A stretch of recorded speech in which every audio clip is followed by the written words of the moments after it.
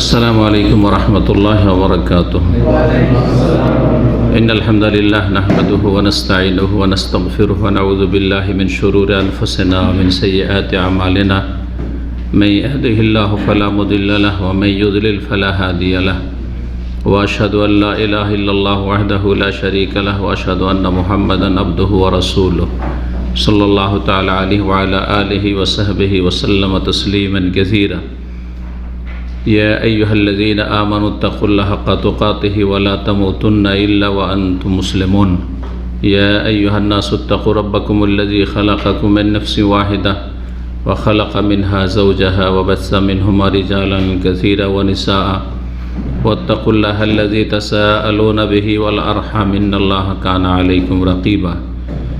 या अय्युहल्लज़ीना आमनुत्तक़ुल्लाह व क़ूलू क़ौलन सदीदा युस्लिह लकुम आमालकुम व यग़फ़िर लकुम ज़ुनूबकुम व मन युतिइल्लाह व रसूलहु फ़क़द फ़ाज़ फ़ौज़न अज़ीमा। अम्मा बाद फ़इन्न ख़ैरल हदीस किताबुल्लाह व ख़ैरल हदी हदी मुहम्मद सल्लल्लाहु अलैहि वसल्लम व शर्रल उमूरि मुहदसातुहा व कुल्लु मुहदसतिन बिदअह व कुल्लु बिदअतिन दलाला व कुल्लु दलालतिन फ़िन्नार।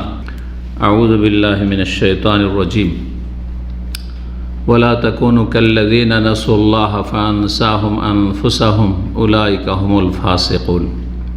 सम्मानित भातृमण्डলী, আল্লাহ রাব্বুল আলামিনের প্রশংসা এবং প্রিয় নবী সাল্লাল্লাহু আলাইহি ওয়াসাল্লামের উপর সালাত ও সালামের পর আজ বৃহস্পতিবার 28শে জমাদাল উলা 1444 হিজরি মোতাবেক 22 ডিসেম্বর 2022 আমাদের সাপ্তাহিক বিষয়ভিত্তিক আলোচনা।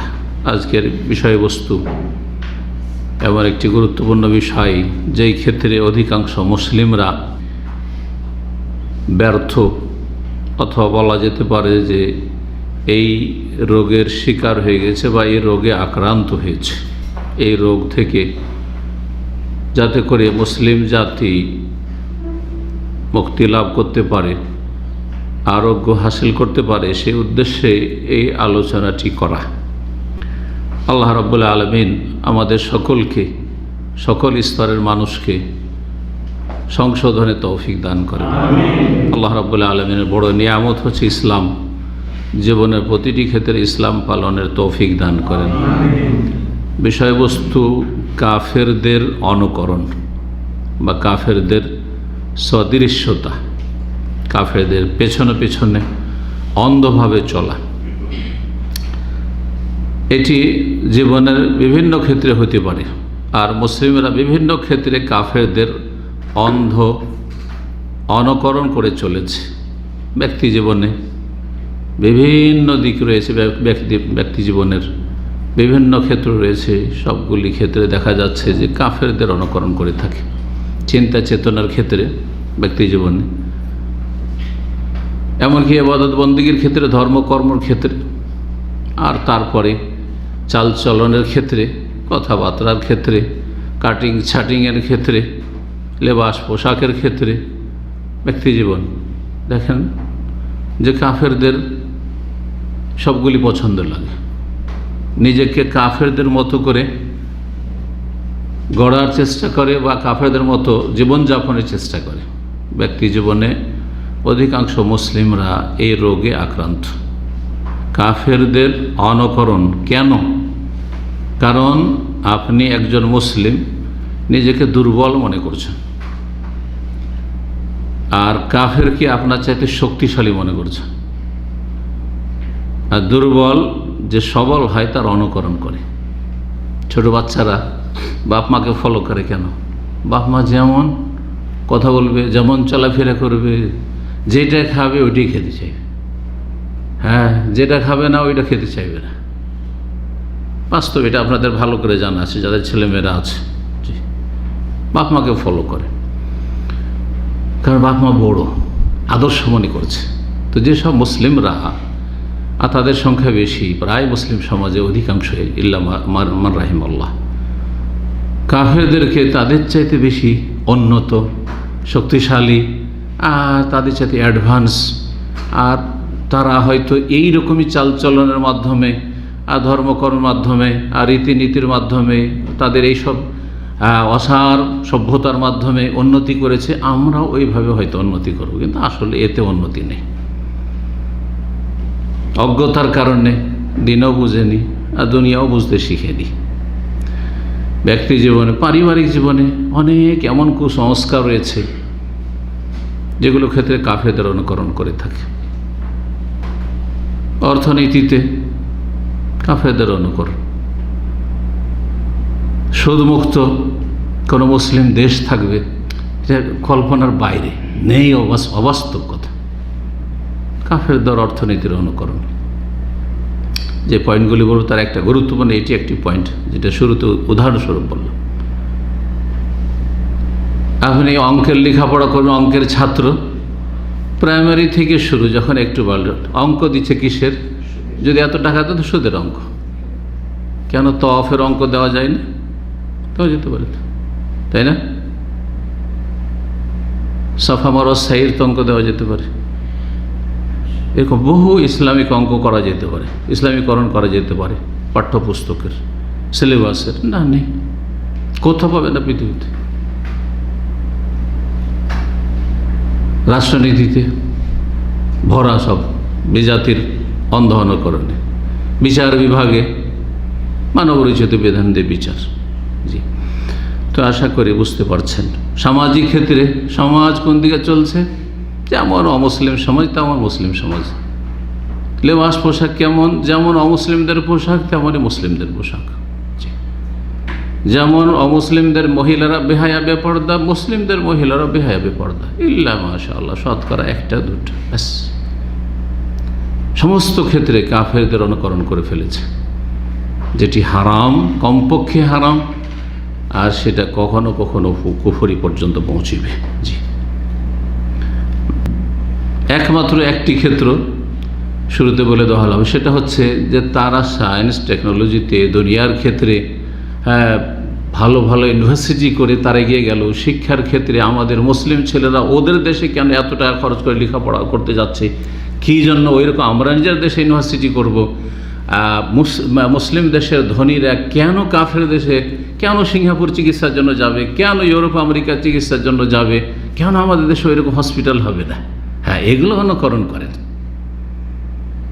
যেমন উদাহরণস্বরূপ পার্থিব ক্ষেত্রে অনুকরণ জায়েজ, অনেক সময় প্রশংসনীয়, যদি তাদেরকে আপনি টপকে যেতে পারে, এগিয়ে যেতে পারেন। আপনি অনুকরণ করে কিছুদিন অনুকরণ করলে তারপরে এগিয়ে গেলেন কম্পিটিশনে।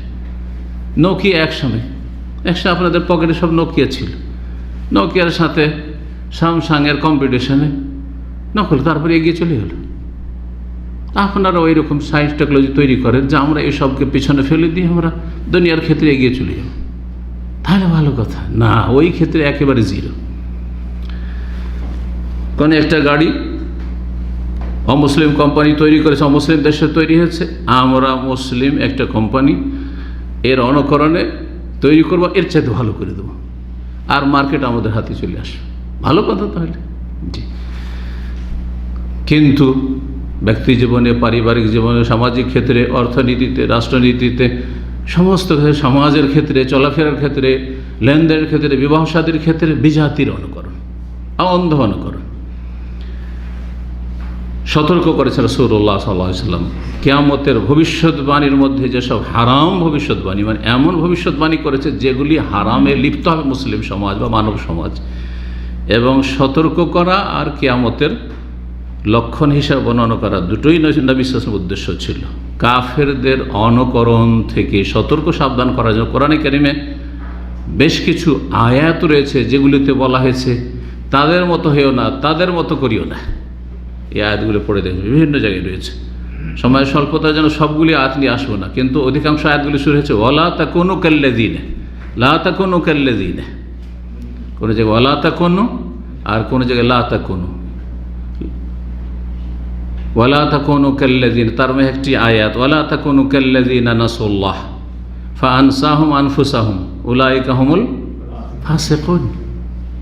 এই আয়াত দিয়ে শুরু করি। আল্লাহ বলছেন তোমরা ওদের মতো হয়ে যেও না, ওদের মতো, ওই যে ইহুদি, খ্রিস্টান, মুশরিক, পৌত্তলিক, অগ্নি পূজক, প্রতিমা পূজক, তাদের মতো হয়ে যেও না, কাফেরদের মতো হয়ে যেও না।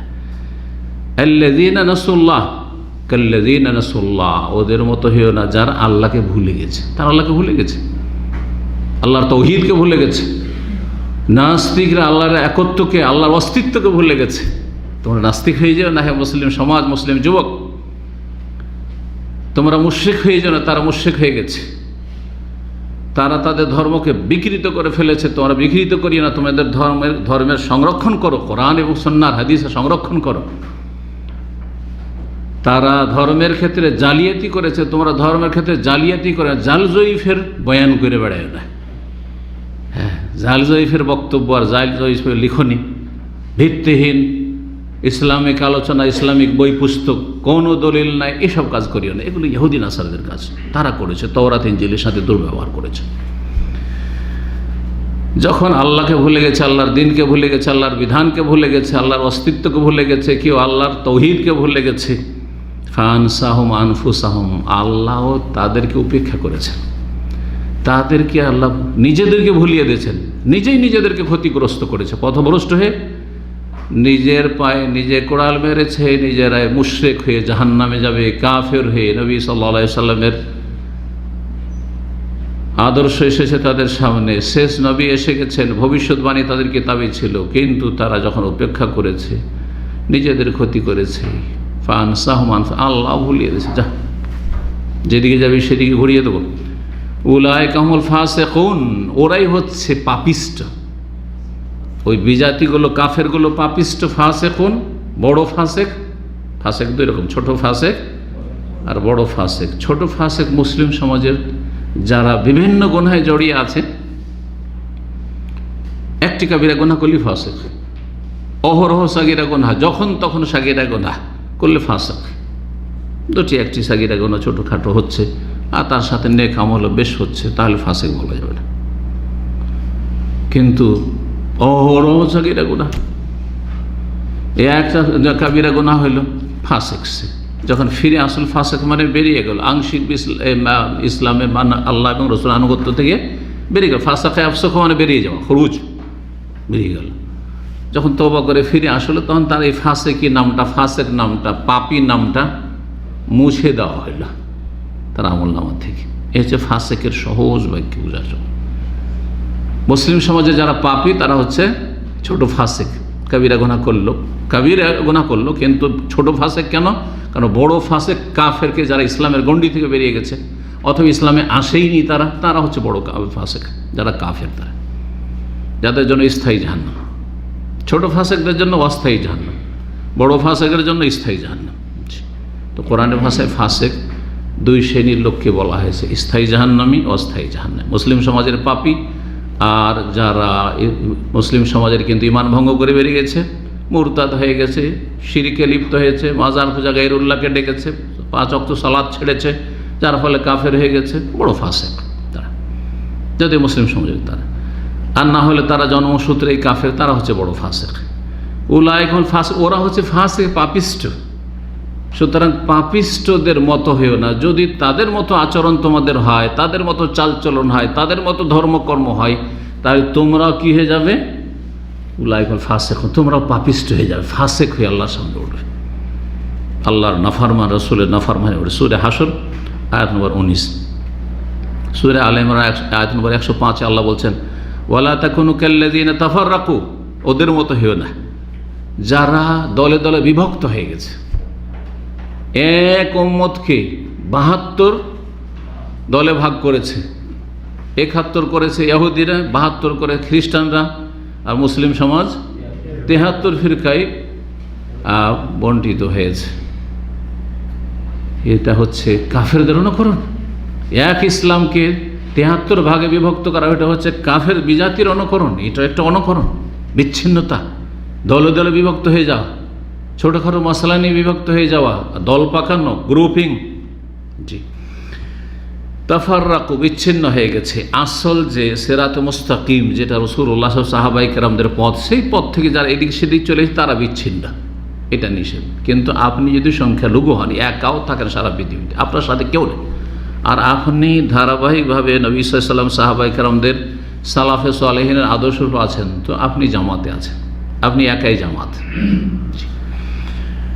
ওয়াখতালাফু, এবং ইহুদি নাসারা বিজাতি মুশরিক তারা মতবিরোধ করেছে। তার ধর্মের ক্ষেত্রে কত মতবিরোধ। ভারতে হিন্দু সভ্যতা দেখেন, হিন্দুরা সবাই মূর্তি পূজা করে, তাই না? কিন্তু উত্তর ভারত আর পূর্ব ভারত, বাঙালি হিন্দু আর উত্তর ভারতের উর্দু ভাষী হিন্দুরা, এরা রামের পূজা করে, হরে রাম হরে কৃষ্ণ। এই উদাহরণটাই নিতে পারেন। দক্ষিণ ভারত চলে যান, কেরালা, তামিল, আর আপনার কি বলে কর্ণাটক, এদিকে চলে যান দক্ষিণ ভারত আর শ্রীলঙ্কা, এখানে রাবণের পূজা হয়, রামের সাথে বিদ্বেষ রাখা হয়, রামের পূজা হয় না। রাম আর রাবণ এরকম। কারণ রাবণ কি করেছিল তাদের ইতিহাসে? রামের স্ত্রীকে চুরি করে নিয়ে গেছিল কয়েক বছর। এমন দেবতার দেবতা, এমন ভগবানের ভগবান যে ভগবান স্ত্রীকে চুরি করে। প্রথম কথা, ভগবান স্ত্রী আছে, তারপর স্ত্রীকে চুরি করে নিয়ে গেল, কয়েক বছর চুরি করে রেখে দিলে তো উদ্ধারই করতে পারলো না। কয়েক বছর এরকম অসহায় হয়ে থেকে গেল বেচারা। কথা বুঝতে পারছে? তাদের মতো তোমরা বিভেদ সৃষ্টি করিও না। একই মুসলিম, আল্লাহ এক, কোরআন এক, রসুল এক, কাবা এক, দ্বীন ইসলাম এক, তারপরেও বিভক্তি আর বিভক্তি, আকিদায় বিভক্তি, ইবাদত বন্দেগীতে বিভক্তি, অন্তরে ফাটল ইত্যাদি। রাজনৈতিক দলের বিভক্তির তো শেষ নেই। মিম্বাদে মা জাহুল বাইয়া, সুস্পষ্ট দলিল প্রমাণ আসার পরেও তারা বিভ্রান্ত হয়েছে। তাদের কাছে কোরআন এসেছে, তার অপেক্ষায় ছিল ভবিষ্যৎবাণীগুলি পড়ে, কিন্তু নবী আসলেন তখন আর নসিব হইল না, হতভাগা। কারণ তারা চেষ্টা করল না, অহংকার প্রদর্শন করল না। না আমাদের বংশের জাতীয়তার রোগে আক্রান্ত হয়ে গেল। আমাদের বংশে কেন আসলো না? মক্কায় ইসমাইল বংশে কেন আসলো? ইসরাইল বংশে কেন আসলো না? ইয়াকুবের বংশে কেন আসলো না? এটাই না করেছিল ইহুদিরা। উলাইকা লাহুম আযাবুন আযীম, তাদের জন্য রয়েছে মহাশাস্তি, কঠিন শাস্তি। বিজাতি কাফেরদের জন্য মহাশাস্তি রয়েছে, আর তাদের যারা অনুকরণ করবে, তাদের পিছনে পিছনে অন্ধ হয়ে ছুটে চলবে, তাদের জন্য রয়েছে মহাশাস্তি। এটাও শুনে রাখেন। মুসলিম সমাজের ওইসব লোকেরা যারা কাফেরদের অনুকরণ করে জীবনে বিভিন্ন ক্ষেত্রে, তাদের জন্য মহাশাস্তি রয়েছে, আল্লাহ কোরআনে কারীমে ঘোষণা করেছেন। তো কাফেরদের অনুকরণের বিষয়টি এমন একটি গুরুত্বপূর্ণ বিষয় যে সম্পর্কে প্রত্যেক মুসলিমের জ্ঞান থাকা ফরজ। না হইলে অজান্তে কাফেরদের অন্ধ অনুকরণ করবে, কাফেরদের মতো ধর্মকর্ম করবে, কাফেরদের মতো তাদের আকিদা মৌলিক বিশ্বাস হবে, কাফেরদের মতো চালচলন হবে, লেবাস পোশাক হবে, অথচ টের পাচ্ছে না যে আমরা কাফেরদের দলে সামিল হয়ে গেছি, তাদের গোলাম হয়ে পড়েছি। মানুষ যখন না জানে তখন সতর্ক থাকে না, আর জানলে ঠিকই সতর্ক থাকে। যদি জানা থাকে যে অমুক মহল্লাটা খারাপ, আপনি রাত্রে কিন্তু একা যাবেন না ওই সব মহল্লায়, যেসব এলাকায় ছিনতাই হয়। হ্যাঁ, ভালো করেই জানা আছে, ভালো করে জানা আছে। কিন্তু যেসব এলাকা পিসফুল এরিয়া, যেখানে খারাপ লোকের বাস তেমন নেই, আপনি নির্দ্বিধায় চলাফেরা করছেন। তো যখন এই জানা না থাকবে বিজাতিদের ভ্রান্ত মতবাদ সম্পর্কে, আর ভ্রান্ত মতবাদের ক্ষেত্রে, তাদের বাতিল ধর্মের ক্ষেত্রে, তাদের বাতিল অসার সভ্যতা সংস্কৃতির ক্ষেত্রে যখন মুসলিমরা সতর্ক না থাকবে, তখন অজান্তে কী করবে? মনে করবে যে না, এতেই তারা উন্নতি করেছে। মনে হয় মহিলাদেরকে বস্ত্রহীন করে, আর ওই হাফ প্যান্ট পরে, আর টি শার্ট গেঞ্জি, ছোটো ছোটো হাফ গেঞ্জি পরে যে খ্রিস্টান ইহুদিদের মহিলারা থাকে, এতেই মনে হয় তারা উন্নতি করেছে, তাই না? এটা অনেকে মনে করে, অনেকে মনে করে। একজন মুরব্বী, আমি তখন ছাত্র জীবনে ছিলাম, তো পর্দার বিষয় এসছে। আমাদের দেশের মুরব্বীরা নামাজ পড়তো, কিন্তু ইমান ভঙ্গের কাজও করতো অজ্ঞতার কারণে। বলছে এত পর্দা করলে হয়? যদি এত পর্দাই করতো, এত পর্দা করে যদি উন্নতি করা যেত, তাহলে কি বেনজির কোনদিন প্রধানমন্ত্রী হতে পারতো? তখন বেনজির প্রধানমন্ত্রী ছিল পাকিস্তানের। তাহলে কি বাংলাদেশের দুই মহিলা, এরা কি প্রধানমন্ত্রী হতে পারতো? এগুলো যুক্তি। তার মানে প্রধানমন্ত্রী হইলে, রাষ্ট্রপতি হইলে, বা উন্নতি করলে, শিক্ষিতা হইলে কি করতে হবে? কাপড় খুলে ফেলে দিতে হবে। কথা বুঝতে পারছেন? বেহায়া বেপরদা হয়ে যেতে হবে। আউযুবিল্লাহি মিনাশ শাইতানির রাজিম। হাফেজ, এখানে একটা হাফেজ ছিল পাশের এক মসজিদ।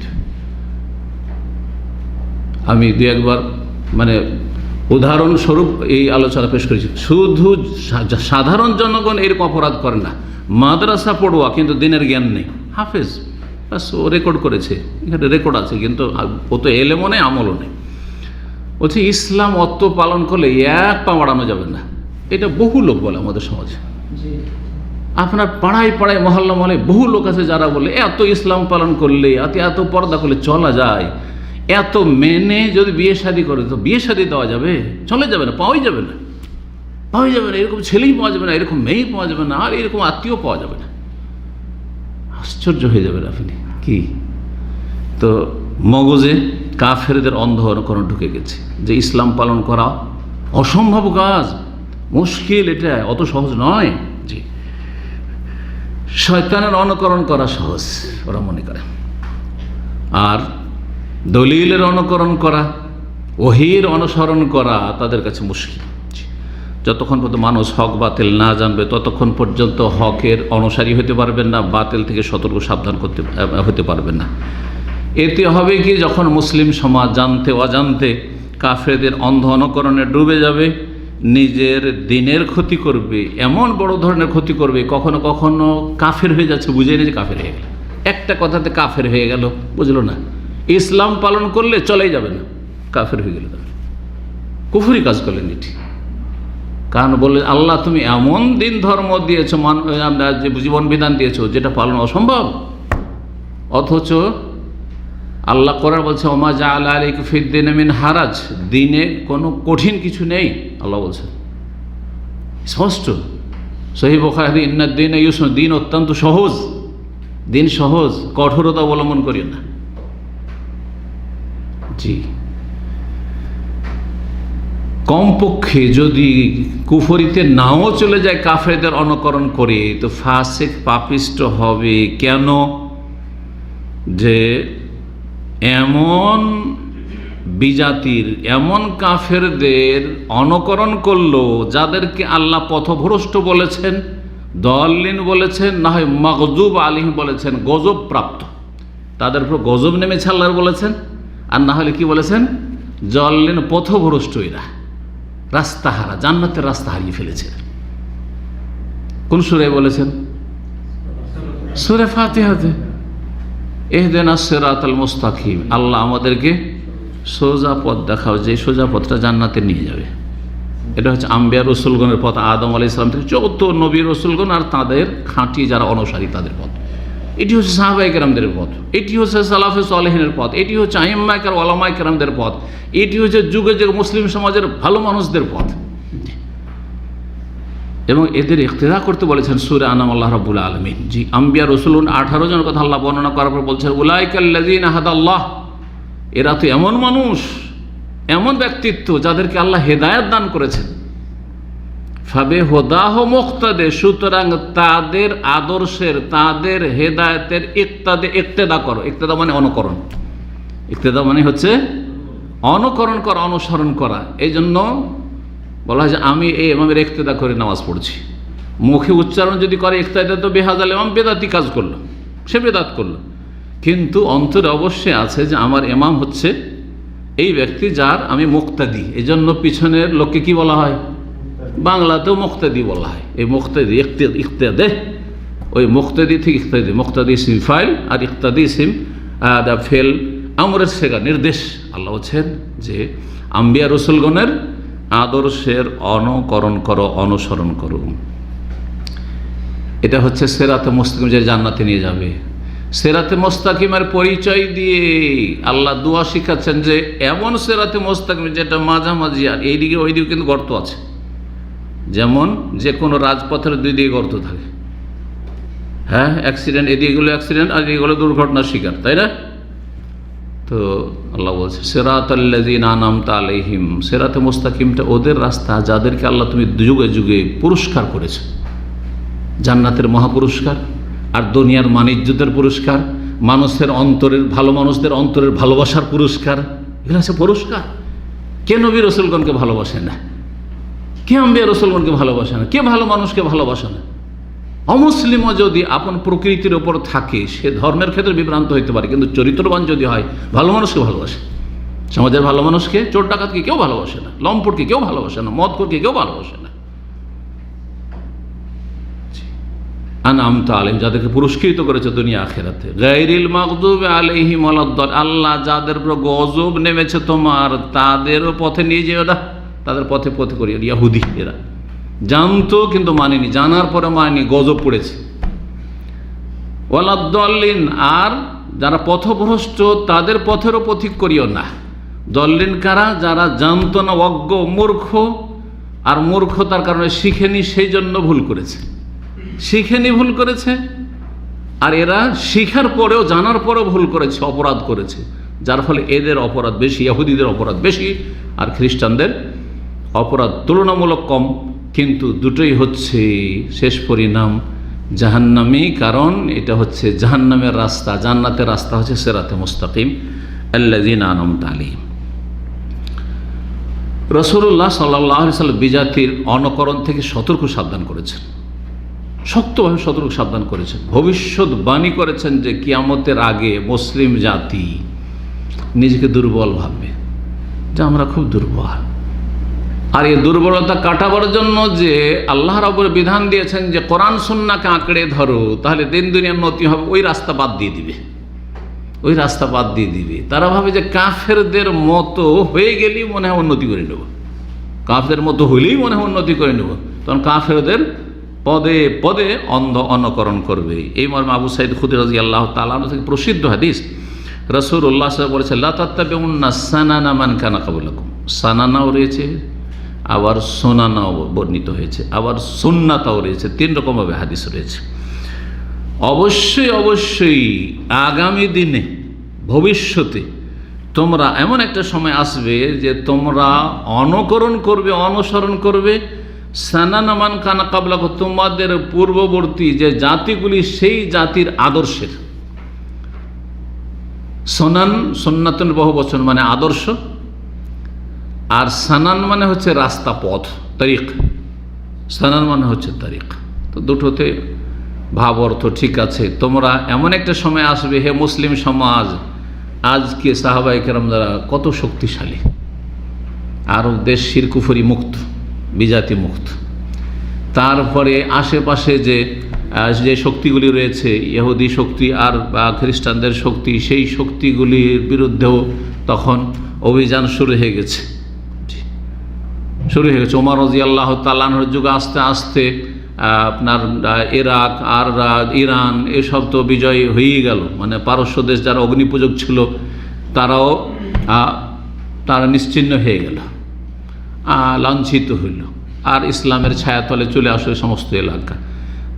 রোম যে সেই যুগের আরেকটি বড় শক্তি, সে এলাকা ওমর রাদিয়াল্লাহু তাআলা এই 10 বছরের ভিতরে সে এলাকাতেও বিজয় লাভ করলেন সাহাবায়ে কেরামগণ।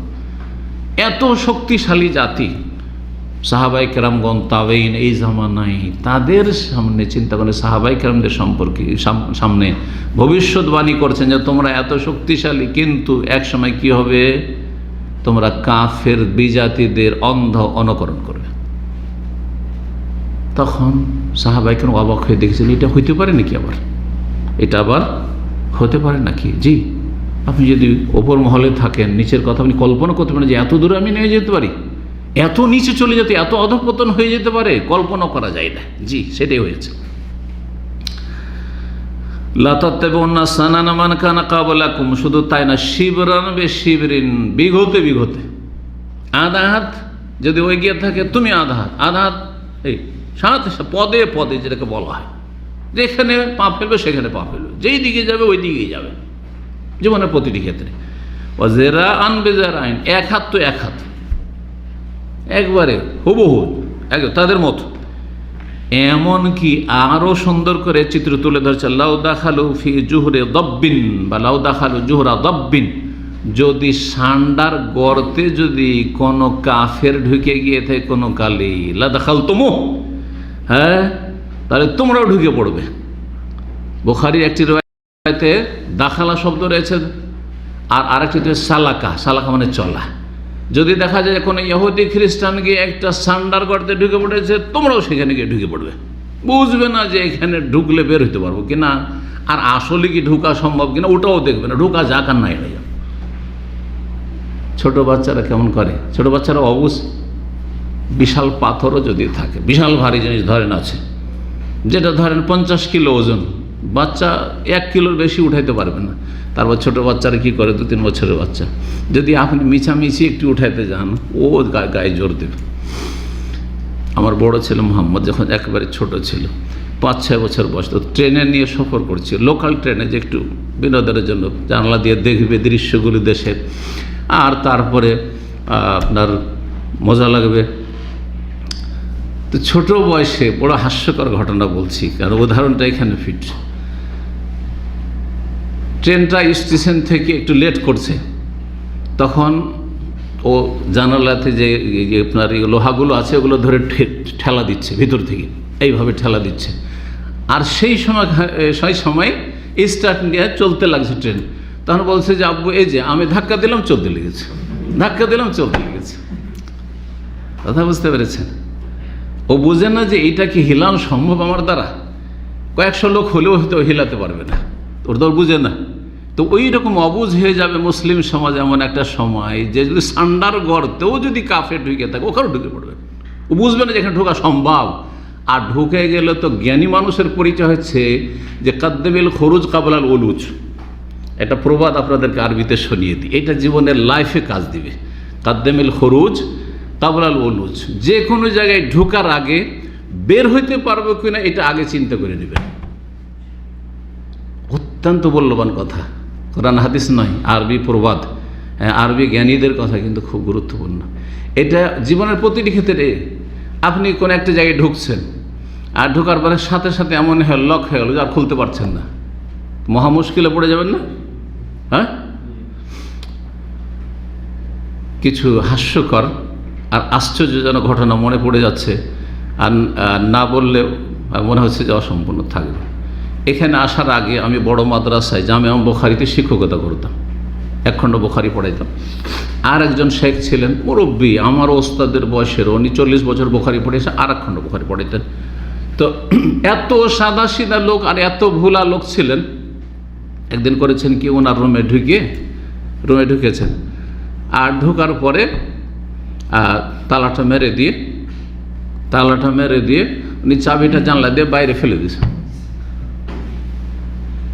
চাবিটা জানলা দিয়ে বাইরে ফেলে দিয়েছেন, ওনার খেয়ালই নেই যে আমি চাবি বাইরে ফেলে দিলাম, তো আবার বের হবো কী করে থেকে, বুঝতে পারছেন? বের হবো কী করে? তারপরে দেখতে পাচ্ছে না কোনো ছেলে নেই, মাদ্রাসা ছুটি হয়ে গেছে, কেউ আসছেও না গেটের আশেপাশে, যে কেউ বলবো যে দরজাটা খুলো যে আমি বাইরে বের হবো, পেশাব পায়খানা লাগলে মহা মুশকিল হয়ে যায়, বুড়ো মানুষ। এই ছিল অবস্থা। তারপরে ঘটনা জানতে পেরে ওনাকে দিয়ে আমরা হাসাহাসি করতাম যে কি বাবজি, আমরা বাবজি বলি, ভাবছি কী ব্যাপার? তো বলছে আর বলি না, আমার সব কিছু মনে থাকে না, আমি দরজাটা লাগিয়ে দিয়ে আর তারপর চাবিটা বাইরে ফেলে দিচ্ছি। অবস্থা। এক ছেলে অনেকক্ষণ পরে ছেলে এসে বলছে বাবারে একটু খুলে দে, বাবা একটু খুলে দে। এ হলো অবস্থা। কথা বুঝতে পারছেন? কী যেন বললাম, এটা কাদ্দেমিল খরুজ, যে কোনো জায়গায় ঢুকলে বের হইতে পারবো কিনা। লিফটে ঢুকে গেছেন কোনো রকম, আর তারপরে আপনি লিফটে কোনখানে যাবো ওটাও বুঝেন না। এমনও কিন্তু মহিলা আছে আজকাল, আর পুরুষও আছে, অনেক অজ্ঞ আছে, জীবনে বাপের কালে কোনো দিনই লিফটে উঠেনি, আর ওঠার পরে ও টিপে ওপরেও যেতে পারছে না, জি মানে কি তাও বুঝে না, এম মানে তাও বুঝে না, আর কিছুই বুঝে না, কোন তলায় যাবো, আচ্ছা খুলবো, বন্ধ হয়ে গেছে, খুলে যে আমি বের হবো তাও বুঝে না, কোনটা দিয়ে খুলবে, মহা মুশকিল না? আগে তাহলে লিফটে ওঠার আগে জানতে হবে যে কোন, ঢোকার আগে চিন্তা করতে আমি বের হইতে পারবো কিনা। কথা বুঝতে পারছেন? এতে থেকে আপনি আপনার জীবনে আপনার লাইফে কী শিখলেন, এটা তো হলে একটা উদাহরণ, মানে প্র্যাকটিক্যাল বাস্তব উদাহরণ এটা। কিন্তু আপনার জীবনের প্রতিটি ক্ষেত্রে, যেই কোনো একটা কাজ করার ক্ষেত্রে আপনাকে আগে চিন্তা করে নিতে হবে যে এই কাজ করে পরিণামটা কী হবে। কী শিখলেন? যে কোনো কাজ করার আগে চিন্তা করে নিতে হবে যে আমি ঢোকার আগে চিন্তা করেন যে বেরোতে পারবো কিনা। ধরেন আমি সৌদি আরবে মারামারি করছে অনেকে মারামারি না, কিন্তু পরিণাম, বাঙালি কিন্তু খুব আবেগী, আর মানে সামান্যতে উত্তেজিত হয়ে যায় বাঙালিদের। জানি না, অনেকে এটা নিয়ে আলোচনা করে আমাদের অন্যরা, যে আপনাদের বাঙালিরা কি খায় যে একটুতে লাফিয়ে একেবারে মারামারি করতে চলে যায়। তো হতে পারে মাছের মধ্যে এটা থাকতে মাছ লাফাই বেশি, হ্যাঁ, তো হইতে পারে বেশি মাছ খাওয়ার কারণে, অথবা যে কোনো কারণে হোক না, বেশি গরু খাওয়ার কারণে হতে পারে, কোনো একটা কিছু আছে, অবশ্যই আছে, অথবা এলাকার অঞ্চলের আবহাওয়ার কোনো ব্যাপার স্যাপার আছে। নাহলে এক এক এলাকার মানুষের তবিয়ত, ফিতরাত, চরিত্র এক এক রকম। যেমন মোটা হুঁশ গায়ের জোরে কাজ নিতে চায়, এটা হচ্ছে পাকিস্তানিদের একটা তাই না? ও মনে করে যে আমার গায়ে জোর আছে, এতেই সব কিছু হয়ে যাবে। না, তো যে যাক, অন্যদিকে চলে যাচ্ছে, আমি আসল বিষয় দিয়ে ফিরে আসি। সেটা হচ্ছে, এটা বুঝেন, যে কোনো কাজ করার আগে ওর পরিণাম ভেবে নিতে হবে। জানছেন যে এখানে যদি কেউ মারামারি করে, দুইজন এক্সিট, আপনি এক্সিট চান যে আপনার চাকরি চলে যাক, এত টাকা খরচ করে এসছেন, আপনি চান যে এই পথের ফকির দেশে গিয়ে হয়ে যাবে, তাহলে আগেই চিন্তা করেন যে আমি এই কাজটা করে বের হইতে পারবো, এখান থেকে মুক্তি লাভ করতে পারবো কিনা। জি, আপনি যে কোনো জায়গায়, একটা পরিবারে বিয়ের শাদী, এটা আলবাত না যে বিয়ে শাদী করে নিলাম, বিয়ে শাদী দিয়ে দিলাম, না, কাদ্দেমিল খরুজ কাবলাল উলুজ। জি, ঢোকার আগেই, এই আত্মীয়তার আগে চিন্তা করে নেন, কারোর সাথে পার্টনারশিপে শেয়ারে ব্যবসা করার আগে চিন্তা করে নেন যে এখান থেকে আমি আমার ধন সম্পদ নিয়ে বা মানিজ্যত নিয়ে সসম্মানে ফিরে আসতে পারবো কিনা। আত্মীয়তা তো করে নিলাম, কিন্তু টিকাইতে পারলাম না, না, বহুবার চিন্তা করেন, ইস্তেখারা করেন, ইস্তিশারা করেন। এই জন্য ইস্তেখারা আল্লাহর কাছে, আর মানুষের কাছে ইস্তেখারা মানে পরামর্শ, বড়দের কাছে। তো এটা হচ্ছে জ্ঞানীদের কথা, এটা সারা জীবন কাজে আসবে। এই জন্য সবসময় আমি যখন থেকে চিন্তা করতে শিখেছি একটু, তখন থেকে সব কিছুর একটা পরিণাম চিন্তা করি অনেক দূর পর্যন্ত, যেটার দূরদর্শিতা যেটাকে বলা হয়, অনেক দূর পর্যন্ত চিন্তা করতে হবে যে আচ্ছা, এই সিদ্ধান্ত যে আমি নিলাম, তো এর শেষ পরিণাম কি হতে পারে। যে কোনো সম্ভাবনা আপনাকে কল্পনা করে নিতে হবে, এটাও হইতে পারে, এটাও হইতে পারে, এটাও হইতে পারে, এর মধ্যে লাভ কতটা, লস কতটা, লাভের সম্ভাবনা কতটা, লসের সম্ভাবনা কতটা, তাহলে আপনি কামিয়াব হইতে পারবেন। তো যাই হোক, এই যে সান্ডার করতে যদি কোনো কাফে ঢুকে থাকে বিজাতি, তো মুসলিমও অন্ধ হয়ে ঢুকবে, ও বুঝবে না যে ঢোকা যাবেই কি যাবে না, আর ঢুকে গেলে সেখান থেকে বেরিয়ে আসতে পারবো কি পারবো না। আপনি হুট করে আপনি সিদ্ধান্ত নিলেন আর ছেলে মেয়ে নিয়ে চলে গেলেন, আর ছেলে মেয়ের নিজের আপনার ইসলামের তেমন কোনো জ্ঞান নেই। কাফের দেশে জান্নাতের সার্টিফিকেট পাচ্ছি, গ্রিন কার্ড পাচ্ছি, ন্যাশনালিটি পাচ্ছি, অথচ দিনের ফাউন্ডেশন মজবুত নেই, কমপক্ষে এতটুকু শর্ত, সে দেশে চলে গেলেন, ভাবলেন কাজ তো হয়ে গেছে, কাজ হয়ে গেছে, আর তো চিন্তা করতে হবে না, মানে আর্থিক কোনো টেনশন থাকবে না। কিন্তু আপনাকে বহুবার চিন্তা করা উচিত যে আপনি নিজেকে, স্ত্রী এবং ছেলে মেয়েকে মুসলিম করে নিয়ে ফিরতে পারবেন কিনা, নাকি মুরতাদ হয়ে যাবে। আশা করি বুঝতে পারছেন, প্রতিটি ক্ষেত্রে চিন্তা করতে হবে যে এর পরিণামটা কি হবে। মুসলিমরা যখন এই চিন্তা করবে না, তখন কি করবে, অন্ধভাবে কাফেরদারকরণ করবে, লাভ না লস, গোলামি আর গোলামি, শেষ ফল গোলামি আর গোলামি, কাফের গোলামি গোলামি। খেলাধুলা হইল, হ্যাঁ, এই কি বলছে, বিশ্বকাপ হইল, মুসলিমরা কি লাভ করলো, গোলামি আর গোলামি, লাভ হচ্ছে গোলামি আর গোলামি কাফেরদের। আর কি, আর অর্থের অপচয় আর অপচয়, সময়ের অপচয় আর অপচয়, আর তারপরে ফাসেকদের দলে নাম লিখিয়ে দেওয়া হয়েছে, আর কেউ কেউ এত সীমা লঙ্ঘন করেছে যে কাফেরদের দলেই পুরোপুরি সামিল হয়ে গেছে, হয় ফাসেক নয় কাফের। যাদের আসক্তি রয়েছে এগুলোর উপর, সেটার দুটো স্তর রয়েছে, এক আসক্তি ফাসেকি পর্যন্ত, আর এক আসক্তি নিয়ে যাবে এসবের, যেটাতে লাফাতে লাফাতে নাকি খুশি করতে করতে একজন কি হলো, অ্যাক্সিডেন্ট করে মরিয়ে গেল কোথা থেকে, আছাড় খেয়ে পড়ে। তাহলে দেখেন, এই যে সান্ডার গর্তে ঢোকা, এ হচ্ছে সান্ডার গর্তে ঢোকা। কাফেররা খুশি এসব খেলতামাশা নিয়ে, মুসলিম যুবক যুবতীরাও খুশি, যার ফলে পরিণাম হচ্ছে এইরকম। কত টাকা পয়সা, আতশবাজি, কোথায় জিতলো কোন দেশ, আর বাংলাদেশে আতশবাজি করে কোটি কোটি টাকার অপচয়। যে গরিব দেশের মানুষরা খেতে পায় না, সেই জন্য সারা দুনিয়া ছড়িয়ে ছিটিয়ে রুজি রোজগার করতে হচ্ছে, আর তাদের এক শ্রেণীর মানুষরা এভাবে ধন সম্পদের অপচয় করছে, আর অপব্যয় করে জাহান্নামে যাওয়ার ব্যবস্থা করছে। জি, খাসেরা দুনিয়া ওয়াল আখেরা, ইহ জগতে ক্ষতিগ্রস্ত আর পরজগতে ক্ষতিগ্রস্ত। আল্লাহ বুঝার তৌফিক দান করে। যেসব দেশ যেতে, ওই দেশে এত আমোদ ফুর্তি নেই, এত খুশি নেই। জি, তো কাফেরদের এমনভাবে অনুসরণ করবে যে লাউ দাখাল জুহরা দবমিল্লা আত্তাবাতুমুহ লা দাখালতুমুহ, তারা যদি সান্ডার গর্তে ঢোকে, তোমারও সান্ডার গর্তে। সান্ডার গর্ত কেন বললেন না সাপের গর্তে? কেন বললেন না শ্রীগালের গর্তে? সান্ডার গর্ত খুব আঁকা বাঁকা থাকে, খুবই আঁকা বাঁকা থাকে। সান্ডা এমন ব্যবস্থা করে রাখে যে আমাকে ধরতে পারবে না। যদি খনন করাও শুরু করে সান্ডা ধরার জন্য, ও হদিশ পাবে না কোন দিকে গেছে, এই দিক থেকে কোথায়, ওই দিকে কোন দিকে চলে গেছে, সুরক্ষার জন্য, প্রোটেকশনের জন্য। তার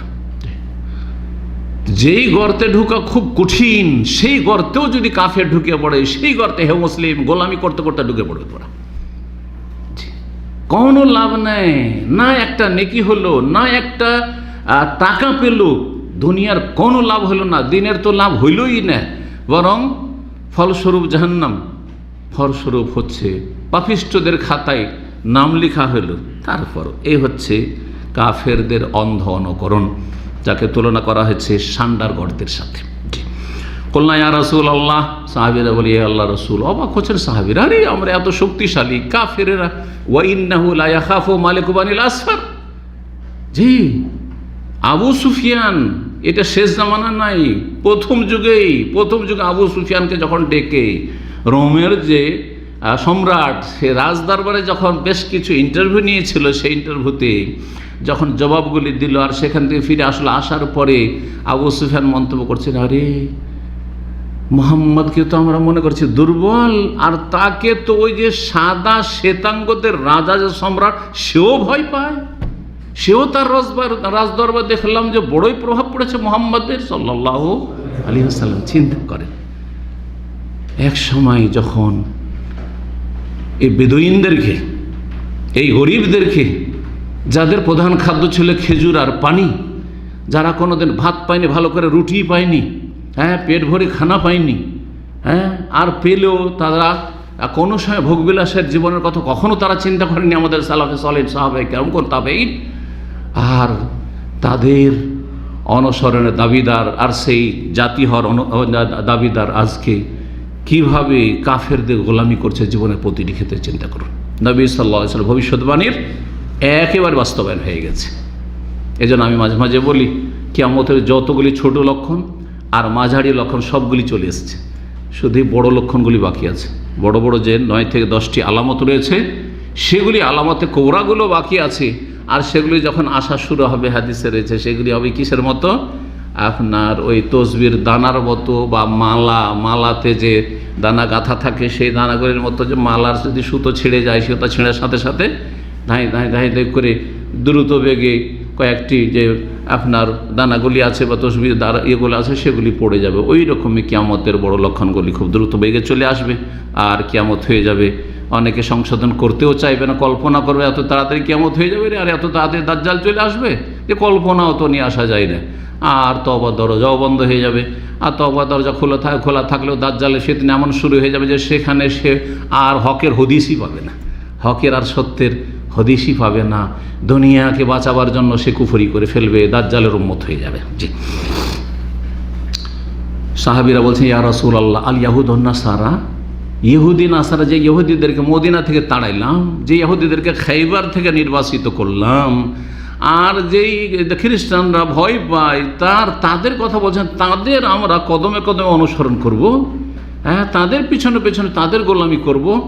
নবী সাল্লাল্লাহু আলাইহি ওয়াসাল্লাম উত্তরে বলছেন, ফামান, তাহলে আর কি আছে তোমাদের চাইতে? হ্যাঁ, আবার তোমাদের আগের জাতি কারা আছে? তোমাদের আগের জাতি হচ্ছে ইহুদি নাসারা। জি, কারণ কাছের যে সভ্যতাগুলি, যেগুলি আরবরা বা মুসলিমরা সাহাবায়ে কেরামগণ জানতেন, সেটা হচ্ছে ইহুদি এবং খ্রিস্টানদের সভ্যতা। ভারতীয় সভ্যতার সাথে তাদের সম্পর্ক তেমন ছিল না, আর সেটাকে তারা পারস্য সভ্যতা বলি তারা ব্যক্ত করত। পারস্য সভ্যতা মানে হচ্ছে উপমহাদেশের সভ্যতা, সেই বিজাতীয় সভ্যতা। সবগুলি থেকে সতর্ক করা হয়েছে। অন্যান্য হাদিসে রয়েছে, মুশরিকদের মতো হয়ে যেও না। তো মুশরিকদের মধ্যে এইসব অন্তর্ভুক্ত, যে তোমরা তোমাদের চালচলন, তোমাদের জীবনযাপন, তোমাদের ধর্মকর্ম, তোমাদের সভ্যতা সংস্কৃতি অগ্নিপূজকদের মতো না হয়, মূর্তি পূজকদের মতো না হয়। জি, এই ছিল হাদিস। সহিহ বুখারীতে 2 জায়গায় রয়েছে, 3197 আর 6775। সহিহ মুসলিমে 4822। আরেকটি হাদিস আপনাদেরকে শোনাই। নবী সাল্লাল্লাহু আলাইহি ওয়াসাল্লাম থেকে আব্দুল্লাহ ইবনে উমর রাদিয়াল্লাহু তাআলা আনহু বর্ণনা করছেন, রাসূলুল্লাহ বলেছেন, মান তাশাব্বাহা বিকাওমিন ফাহুয়া মিনহুম, যেই ব্যক্তি কোন জাতির সদৃশ্যতা গ্রহণ করবে, কোন জাতির বেশভূষা গ্রহণ করবে তাদের মতো ব্যক্তি জীবন তাদের মতো, পারিবারিক জীবন তাদের মতো, ধর্মকর্ম তাদের মতো, কাটিং ছাটিং তাদের মতো, চালচলন এইরকম যারা হতে লাগবে তাদের মতো তাদের মহিলারা, কাফের মহিলারাও যেমন চলাফেরা করে মুসলিম মহিলারা যেমন চলাফেরা করে, কাফের পুরুষরা যেমন চলাফেরা করে মুসলিম পুরুষরাও সেই রকমই চলাফেরা করছে। তাদের লেবাস পোশাক, কাটিং ছাটিং, চুল থেকে শুরু করে, কাপড় থেকে শুরু করে, হাফ প্যান্ট পরে জনগণের সামনে, মহিলা পুরুষের সামনে ঘোরাঘুরি, এগুলি কাফেরদের কাছে ইনহেজামিয়া হচ্ছে কি হয়ে যাওয়া, পরাজিত হয়ে যাওয়া, গোলামি। যে তোমরা মনে হয় হাফ প্যান্ট পরে উন্নতি করেছো, আমরাও আজকে উন্নতি করার জন্য হাফ প্যান্ট পরেছি। জি নবী সাল্লাল্লাহু আলাইহি ওয়াসাল্লাম, মান তাশাব্বাহা বিকওমিন, যে যার বেশভূষা গ্রহণ করবে, সদৃশ্যতা অবলম্বন করবে, ফাহুয়া মিনহুম, সে তার দলভুক্ত হবে। এই দলভুক্ত হবে তর্জমা করা যথেষ্ট হয়, কিন্তু ভালো করে শোনেন, আজকে ভালো করে শোনেন, কোনো হাদিসে তর্জমা করে দিয়ে ঢালাওভাবে তাদের দলে পাঠিয়ে দিলেন, এতে আপনি খারেজি হয়ে যাবেন, না মুতাজিলা হয়ে যাবেন। মুসলিম গুনাহগারদেরকে আপনি কাফেরদের দলে শামিল করে দিয়ে তাকফির করে দিবেন, আপনি চরমপন্থী হয়ে যাবেন। আপনি এক ধরনের যে জঙ্গি মনোভাব, চরমপন্থা, যেগুলো ইসলামে বর্জনীয়, ইসলাম হচ্ছে মধ্যম পন্থা, সেখান থেকে আপনি বিভ্রান্ত হয়ে যাবেন। সে বক্তা হোক, আলোচক হোক, লেখক হোক, আর তাদের ভক্তরা হোক, ভালো করে শুনে রাখেন বিষয়টি। তাহলে মান তাশাব্বাহা বিকওমিন ফাহুয়া মিনহুমের তাফসীর করতে হবে। কথাটি তো সংক্ষেপে নবী সাল্লাল্লাহু আলাইহি ওয়াসাল্লাম, সাহাবায়ে কেরাম বুঝতেন যে এটার উদ্দেশ্যটা কি, কোন কোন অবস্থায় তৈরি হতে পারে, এতটা কমন তাদের ইসলাম সম্পর্কে জ্ঞান ছিল। কিন্তু আমাদের মুসলিম সমাজের জ্ঞানের শোচনী, ইসলামের জ্ঞানের শোচনীয়তে এমন যে ও কিচ্ছু বুঝবে না, মনে ফাহুয়া মিনহুম, তাহলে কেউ যদি হাফ প্যান্ট পরে তাদের দলে শামিল, তো কাফের হয়ে যাবে নাকি? আচ্ছা, এই টাকনার নিচে কাপড় পরা কে শিখিয়েছে? প্যান্ট যখন আসলো তো কাফেররা টাকনা ঢেকে প্যান্ট পরে, টাকনার ওপরে কোনো কাফের প্যান্ট পরে না। তখন মুসলিমরা যখন ফুল প্যান্ট পরা শুরু করলো, তো তখন তাদের সিংহভাগ কী করলো, আরে কাফেররা যাবে টাকনা ঢাকে, আমাদেরকে সেরকম টাকনা ঢেকে পড়তে হবে। জি হ্যাঁ, কিন্তু কি বলতে পারবেন যে মান তাশাব্বাহা বিকওমিন ফাহুয়া মিনহুম, হাদিস আছে, সুতরাং কেউ যদি টাকনা নিচে কাপড় পরে তো তাদের দলে শামিল হয়ে কি কাফের হয়ে যাবে নাকি? কেউ হিদিন আসাদ হয়ে যাবে, ওই দলে ভর্তি হয়ে যাবে না? কখনো না। তাহলে এই হাদিসের অর্থ হচ্ছে, যে যার অনুকরণ করে, যে যার সদৃশ্যতা অবলম্বন করে, তার দলভুক্ত হবে আংশিক অথবা পূর্ণভাবে, জুজইয়ান আও কুল্লিয়ান, এই দুটো অবস্থা। সংক্ষেপে এতটুকু যদি বুঝে নেন তাহলে বুঝে গেছেন হাদিস। আংশিকভাবে তাদের দলে শামিল হবে, আর না হলে পুরোপুরি দলে শামিল হয়ে যাবে। দেখেন, একজন মানুষের একটা ছেলে আছে, তার ছেলেটার ব্যবহার চরিত্র খুব খারাপ, দুষ্ট, বাপ মাকে কষ্ট দেয় ইত্যাদি, বা বাপকে কষ্ট দেয় হয়তো, অথবা এমন বদমাইশি করে যাতে অতিষ্ঠ হয়ে গেছে বাপ। তারপরে মাঝে মধ্যে অনেক বাপ বলে না যে এ ছেলে আমার না, এ ছেলে আমার না, কখনো কখনো রসিকতা করে হোক অথবা রাগ করে হোক, আক্ষেপ করে স্ত্রীকে বলে এটা তোর, বলে না। তো তার মানে কি এটা জারুর সন্তান? ও কিন্তু উদ্দেশ্যটা জারুর সন্তান করেনি, কারণ আমার আদর্শের সাথে মিলছে না, আমার চরিত্রের সাথে মিলছে না। আমি একজন মুসলিম 5 ওয়াক্ত নামাজি, আমি আল্লাহকে ভয় করি, আমি চরিত্রবান, কিন্তু আমার ছেলে এত খারাপ কেন হবে, এটা আমার না। তার মানে আংশিকভাবে এটা আমার না। উদ্দেশ্য হচ্ছে তার কি, যে ছেলে আমার না, মানে আংশিকভাবে এটা আমার না, আদর্শগতভাবে এই ছেলে আমার না, আর ওরসজাত সন্তান হিসাবে এটা আমার। কথা ঠিক না? আর একটা হচ্ছে যে আরেকজনের একটা বাচ্চা আছে, কিন্তু বাচ্চাটা সম্পর্কে সন্দিহান, কারণ তার স্ত্রীর চরিত্র খারাপ অথবা কিছু লক্ষণ দেখেছে, আর যাতে সে অনেকটা নিশ্চিত যে এটা আমার আসলে জন্ম না, এটা জারুর সন্তান, পরকীয়ায় লিপ্ত হয়েছে আর সেখান থেকে বাচ্চাটা হয়েছে। তখন বলছে এটা আমার না। উদ্দেশ্য কি তার? এটা টোটালি আমার না, এটা হচ্ছে কি, এটা হচ্ছে জারুর সন্তান, ঠিক না? ঠিক ওই রকম এই হাদিসের এই দুটো ব্যাখ্যা, মান তাশাব্বাহা বিকওমিন, যে যেই জাতির সদৃশ্যতা অবলম্বন করবে তার দলভুক্ত হবে আংশিকভাবে, কিছুটা অংশ, আর না হলে পুরোপুরিভাবে। যদি এমন অপরাধ করে, এত দূর চলে যায় কাফেরদের গোলামি করে, যে কাফেরদের খুশিতে এত খুশি এই খুশির বিষয়টা শোনেন, খুশির বিষয়টা শোনেন যে কাফেরদের কোনো বিজয়ে খুশি হওয়ার বিষয়টি শোনেন। যদি কাফেরদের বিজয়ে খুশি হয়, সেটার কয়েকটি অবস্থা হইতে পারে। একটি অবস্থা হচ্ছে, তিন ভাগ করে বুঝিয়ে দিই বিষয়টি, কারণ এটা গুরুত্বপূর্ণ একটি বিষয়। একটি অবস্থা হচ্ছে যে কাফের মুসলিমদের ওপর বিজয় হয়েছে। ধরেন প্যালেস্টাইনে এখন আংশিক দখল আছে, ইহুদিদের পুরোপুরি দখল করে একেবারে উৎখাত করে দিয়েছে। আল্লাহ না করে এটা হয়, আল্লাহ যেন কবুল করেন এবং ফিলিস্তিনিদেরকে মুসলিমদেরকে আল্লাহ যেন বাইতুল মুকাদ্দাস ফিরিয়ে দেন। কিন্তু ধরেন এমনটা হয়ে গেছে, বারমাতে মুসলিমদের ওপর এমন বিজয়ী হয়েছে কাফের বুদ্ধিস্ট চরমপন্থীরা যে কোনো অস্তিত্ব নেই মুসলিমদের সেখানে। আর এতে কোনো মুসলিম খুশি হচ্ছে, পৃথিবীর যে কোনো ভাষাভাষী হোক না কেন, যে কোনো জায়গায় হোক না কেন, তাহলে সেই ব্যক্তি কি হবে? এই খুশির কারণে সে বড় কাফের হয়ে যাবে। কারণ কাফের ধর্মীয় বিজয়, মুসলিম জাতির ওপর বিজয়ের, মুসলিম ভূমির ওপর বিজয়ে সে কি হয়েছে? খুশি হয়েছে, সেই জন্য সে বড় কাফের হয়ে যাবে। কিন্তু ধরেন আর একটা বিজয় হচ্ছে, কাফেররা খেলাধুলাতে বিজয়ী হয়েছে, খেলাধুলাতে বিজয়ী হয়েছে। এতে যদি কেউ খুশি হয় তাহলে এই খুশি হারাম, এই খুশি হচ্ছে ফাসিকি। কিন্তু এই খুশি এটা নয় যে এটাতে তার ঈমান ভঙ্গ হয়ে যাবে, সে কাফের হয়ে গেছে, না, কখনো না। যদি কেউ বলে যে কোনো অমুসলিম দেশ খেলাতে জিতলো, সে বিশ্বকাপ হোক অথবা সাধারণ কোনো খেলা হোক, জিতলো, আর তার উপর অমুক খুশি হয়েছে বা অমুক দল খুশি হয়েছে, সুতরাং তারা কাফের, তাহলে সে খারেজি হয়ে যাবে, সে মুতাজিলি হয়ে যাবে, সে মুসলিমদের তাকফিরি হয়ে যাবে, সে মুসলিমদেরকে জাহান্নামে ঢুকিয়ে দিল স্থায়ীভাবে। কাফের বলে দাও মানে কি? তার রক্ত হালাল করে দিলেন, তাকে মুরতাদ বানিয়ে দিলেন, জুলুম করলেন তার ওপর, তাকে আপনি স্থায়ী জাহান্নামী বানিয়ে দিলেন, কাফের বানিয়ে দিলেন, তার ইসলামের গণ্ডি থেকে বের করে দিলেন, তার মুসলিম নামটা ছিল তো কাটিয়ে দিলেন একবারে, তাই না? যেটা বড় জুলুম হয়ে গেল।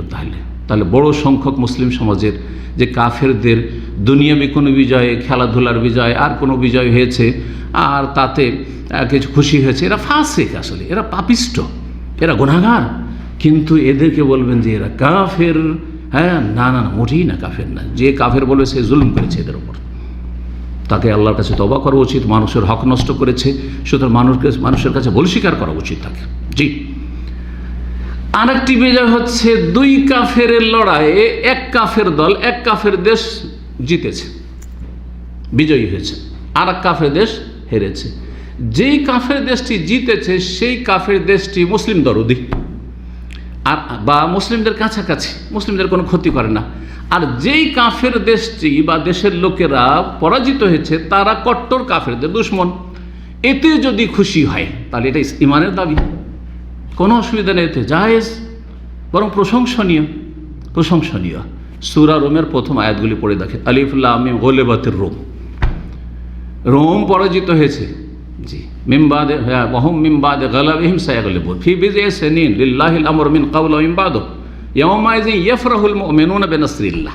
আল্লাহ বলছে সেই দিন, যেই দিন রোমেরা তো প্রথম হেরে গেল একবার, আর কার কাছে? পারস্য দেশের কাছে, ইরানের কাছে হেরে গেল। ইরানের লোকেরা বা পারস্য দেশের লোকেরা কি ছিল? মুশরিক, অগ্নি পূজক। আর রোমের লোকেরা কি ছিল? খ্রিস্টান। দুই শক্তির মাঝে তুলনা করলে মুসলিমদের কাছাকাছি হচ্ছে আহলে কিতাব খ্রিস্টান, আর মুশরিক হচ্ছে কট্টরপন্থী। আল্লাহ বলেছেন লা তাজাদান্না আশাদ্দান-নাস আদাওয়াতাল্লাযিনা আমানুল ইয়াহুদা ওয়াল্লাযিনা আশরাকু। ইহুদি আর মুশরিক হচ্ছে কট্টর দুশমন, আল্লাহ বলেছেন। তাহলে তুলনামূলক রোম পার্সিয়ান সভ্যতার চাইতে, পার্সিয়ান শক্তি চাইতে ভালো। প্রথমে হেরে গেল রোম, আর তার কয়েক বছর পরে, 6 থেকে 7 বছর পরে রোম জিতে গেল আর পারস্য দেশ হেরে গেল। যেই দিন হারলো সেই দিন বা সেই বছরই ছিল বদর। আর এখানেও বদরও সাহাবায়ে কেরামগণ জিতলেন, সাহাবায়ে কেরামগণ বদর জিতলেন। কাফের লাঞ্ছিত হলো। আবু জাহাল এই উম্মতের যে কাফের ফেরাউন ছিল, সেই ফেরাউন ধ্বংস হলো, 70 জন তাদের নেতা ধ্বংস হইল। তো ইয়াউমাইযি ইয়াফরাহুল মুমিনুনা বিনাসরিল্লাহ, আল্লাহ বলছে সেই দিন মুমিনরা আনন্দিত হবে, খুশি হবে আল্লাহর সাহায্যে। ইয়ানসুরু মান ইয়াশা, আল্লাহ যাকে চান সাহায্য করেন। সহি হাদিস কয়েকটি হাদিসের কিতাবে রয়েছে, আর সহি বুখারীতে, তিরমিজি এতেও রয়েছে যে সেই সময় ফাফারিহাল মুসলিমুনা, মুসলিমরা খুশি হয়েছিল কিসের জন্য? রোমের বিজয়ে, বেজহুরির রোম, মানে রোমের বিজয়ে। রোম খ্রিস্টান বিজয়ী হলো, তাতে খুশি হয়েছিল। কাফের হয়ে যাবে নাকি? ফাসেক হয়ে যাবে না? ফাসেক হবে না, কারণ এরা কাছে, এদের দ্বারা কোনো উপকার পাওয়া যেতে পারে, পাচ্ছি, এদের দ্বারা উপকার পাই না, বরং এরা আমাদের শেষ করে দিতে চায়। সুতরাং এরা নির্মূল হোক, এক কাফের কিন্তু আর কাফের নির্মূল হোক, আর আমাদের কাছের যেটা সেটা বিজয় হয়েছে, খুশির কথা, কোনো অসুবিধা নেই। তাহলে কয়টি অবস্থা বললাম? কাফেরদের বিজয়ে তিনটি অবস্থা। কিছু খুশি আছে, জায়েজ। আর এই খেলাধুলা, দুনিয়ার এই নোংরামের যে সব অসভ্যতার যে খেলাধুলা আর পাপের খেলাধুলা, এতে খুশি হওয়া, এটা হচ্ছে ফাসিকি, হারাম কাজ। আর যদি এটা সীমা ছড়িয়ে যায়, এমন খুশির খুশি যে তাতে তার ইসলামের বিজয় করে খুশি নাই, ইসলামের কোনো কিছুই নেই, তার ইসলামের কোনো দরদ নেই, আর সে খেলাতে এমন ডুবেছে, তাহলে সেটা কুফরি পর্যন্ত পৌঁছিতে পারে। কুফরি পর্যন্ত পৌঁছিতে পারে, কখনো পৌঁছে যেতে পারে। যদি মহব্বত ইসলামের জন্য না থাকে ওয়ালা, আর বানা যদি কাফেরদের সাথে বৈরিতা না থাকে, বরং তার ওয়ালা মহব্বত হচ্ছে কাফেরদের সাথে, তখন ঈমান ভঙ্গ হয়ে যাবে, তখন ঈমান নষ্ট হয়ে যাবে। আল্লাহ বুঝার তৌফিক দান করুন। যথেষ্ট আজকে সময় হয়ে গেছে শুধু এই আলোচনাতে, আর আসল যে পয়েন্টগুলি বলতে চাইছিলাম সেখানে কিন্তু পৌঁছে দিই। তো কিন্তু এই হাদিসগুলির ব্যাখ্যা অত্যন্ত জরুরি, কারণ আমাদের দেশে অনেক বড় বড় বক্তা আছে, মান তাশাব্বাহা বিকওমিন ফাহুয়া মিনহুম, কি যে যেই জাতির বেশভূষা গ্রহণ করবে সেই দলে শামিল হয়ে যাবে। সুতরাং শাড়ি হিন্দুরা পরে, যদি কোনো মহিলা শাড়ি পরে, গেল, হিন্দু হয়ে গেল। লা হাওলা ওয়ালা কুওয়াতা ইল্লা বিল্লাহ। যদি কোনো পুরুষ যদি হাফ প্যান্ট পরে, কোনো মহিলা, কোনো পুরুষ যদি ওই পোশাকটি পরে, হ্যাঁ, ধর্মীয় কোনো পোশাক যদি থাকে, ধর্মীয় পোশাক, কোনো জাতির ধর্মীয়, বিজাতির কাফের জাতির যে ধর্মীয় পোশাক থাকে, ধর্মীয় কোনো আপনার চিহ্ন রয়েছে, প্রতীক রয়েছে, সেগুলি ব্যবহার করা যাবে না, সেগুলি হারাম, কঠোর শক্ত হারাম। সেগুলি অনেক সময় কুফরির কাছাকাছি নিয়ে চলে যায়, বরং তার মহব্বত আর তার প্রীতি থাকে। ধরেন আপনার যেটাকে বলা হচ্ছে কি খ্রিস্টানদের আপনার ক্রস, না ক্রুশ, তো এটা যদি নিয়ে কেউ ঝুলিয়ে নিয়ে বেড়ায়, কি বলবেন? অবশ্যই কুফর, কারণ এটা ওদের পূজা, এর পূজা করে, এটা পূজনীয়, এটার পূজা করে খ্রিস্টানরা। আর আপনি বুকে ঝুলিয়ে নিয়ে অনেকে চেন ঝোলায়, আর তাতে ওইটাই থাকে, তো এটা কুফর ওইটা। তো এই হাদিসগুলি অর্থ বোঝা জরুরি ছিল। আবু দাউদের হাদিস 3512, আল্লামা আলবানী রাহিমাহুল্লাহ সহিহুল জামের 6149 হাদিসটিকে সহি বলেছেন।